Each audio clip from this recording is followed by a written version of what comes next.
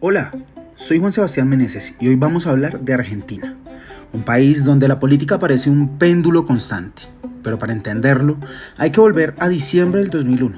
Ese mes, el gobierno limitó a los ciudadanos a retirar apenas 250 pesos semanales de sus cuentas bancarias. El famoso corralito dejó atrapados los ahorros de millones de personas. A los pocos días, el país declaró el default de su deuda, el mayor del mundo en ese momento. Lo que siguió fue un caos, saqueos, más de 30 muertos, la represión y la renuncia del presidente Fernando de la Rúa, que se fue en un helicóptero desde la Casa Rosada. En 11 días pasaron 5 mandatarios, hasta que Eduardo Duhalde asumió y devaluó el peso, rompiendo la paridad con el dólar. Desde entonces, la política argentina carga con ese trauma, desconfianza hacia los gobiernos, economía frágil y una ciudadanía cansada de promesas incumplidas. En el año 2003 llegó Néstor Kirchner y con él una etapa de recuperación. La economía crecía gracias al boom de las materias primas y por primera vez en años los argentinos sintieron que el Estado estaba presente. Se ampliaron programas sociales, aumentó el consumo y se reconstruyó cierto orgullo nacional. Cristina Fernández continuó ese proyecto, reforzando la integración regional y sumando conquistas en derechos civiles. Pero la otra cara fue menos luminosa.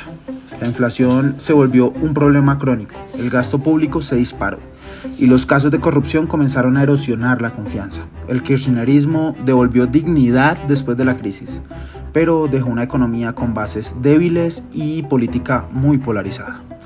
En 2015, la gente eligió a Mauricio Macri. Cansada de la inflación y de los enfrentamientos constantes, él prometía normalizar el país, abrirlo al mundo y traer inversiones. Su llegada generó expectativas. Argentina volvía a los foros internacionales y buscaba un lugar más atractivo en la economía global. Sin embargo, la ilusión se desinfló pronto. El endeudamiento creció a niveles alarmantes, la inflación siguió sin control y las medidas de ajuste golpearon a la clase media. La apertura soñada quedó más en los discursos que en la vida real, y al final el desencanto con Macri fue tan fuerte como lo había sido con el kirchnerismo. El regreso del peronismo en 2019 con Alberto Fernández como presidente y Cristina como vicepresidenta buscaba recomponer las cosas. Al inicio de la pandemia el gobierno tomó decisiones rápidas que parecían mostrar liderazgo. Pero ese impulso se diluyó pronto, la inflación se disparó a niveles históricos, la pobreza se agravó y Fernández quedó atrapado en la sombra de su vicepresidenta, sin la autoridad necesaria para tomar decisiones de peso. Fue un gobierno marcado por la inercia que dejó más preguntas que respuestas. El hartazgo acumulado abrió la puerta a Javier Milei, un outsider que con un discurso que rompía todos los moldes, gritando contra la casta política y prometiendo dinamitar el status quo, conectó con una sociedad cansada de promesas incumplidas. En pocos meses de gobierno, Milei logró algo que parecía imposible. La inflación comenzó a bajar y el déficit fiscal se redujo de forma drástica.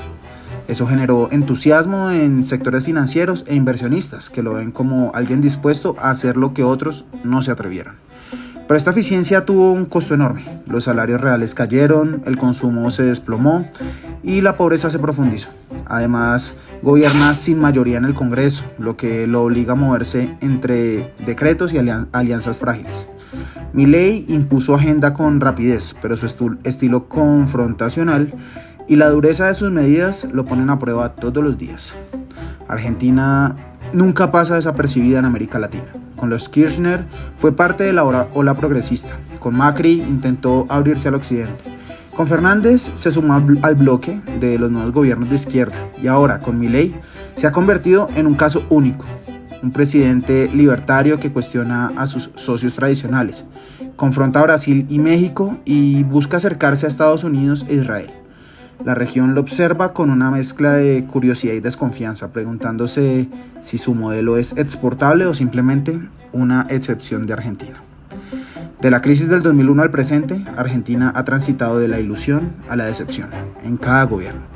Kirchnerismo, macrismo, peronismo y ahora Milei. Todos prometieron un futuro mejor, pero cada uno dejó cicatrices. Milei es el más audaz y también el más riesgoso. Logró resultados iniciales que otros no alcanzaron, pero a un precio social altísimo.